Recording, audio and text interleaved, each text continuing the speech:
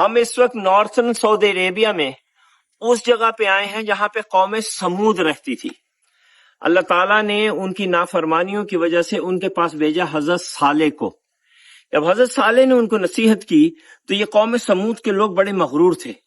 انہوں نے کہا اگر اللہ اتنا ہی طاقتور ہے تو انہیں کہو کہ جس طرح ہم ان پہاڑوں کے بیچ میں اپنے گھر بناتے ہیں تو اللہ بھی اسی طرح کے ایک پہاڑ میں سے ایک پتھر کی اونٹنی نکالے اور اس میں جان ڈال دے.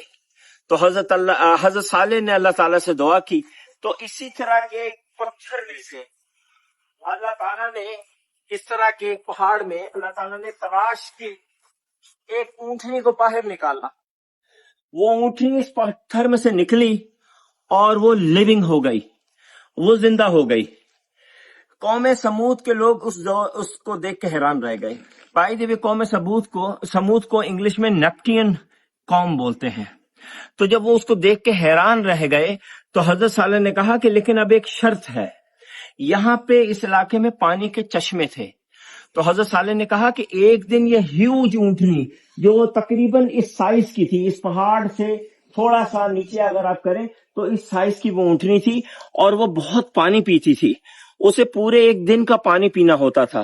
تو حضرت صالح نے کہا کہ ایک دن تم پانی پیو گے اور ایک دن یہ اونٹنی پانی پیے گی.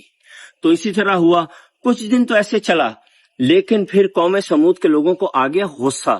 انہوں نے کہا یہ پورے دن کا پانی ہمارا پیتے ہیں اور ہمیں اس کی وجہ سے ہے پریشانی.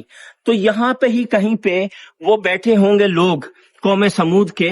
یہاں پہ آپ تصور کر لیجئے کہ وہ یوں کر کے بیٹھے ہوئے ہیں اور وہ جو اونٹنی ہے وہ وہاں پہ جا کے پانی پی رہی ہے. تو ان میں سے ایک جو بہت پاورفل تھا، نافرمان تھا، اس کو بہت غصہ آیا. اس نے کہا ایسی کی تیسی میں اس اونٹنی کو ذبح کر دوں گا. وہ اپنی تلوار لے کے اٹھا، اس اونٹنی کے پاس یہاں گیا اور اس نے تلوار چلائی اور اونٹنی کو ذبح کر دیا. یہ کر کے وہ بڑے آرام سے ان پہاڑوں کے اندر جو ان کے گھر بنے ہوئے تھے، جیسے یہ آپ جگہ دیکھ رہے ہیں، اس میں جو گھر تھے اس کے اندر سو گئے. اور پھر اللہ تعالیٰ کا عذاب آیا، ایک زلزلہ آیا، زوردار کی ایک آواز گونجی اور پوری قوم سمود، جس کے قوم صالح بھی کہتے ہیں، برباد ہو کے رہ گئی.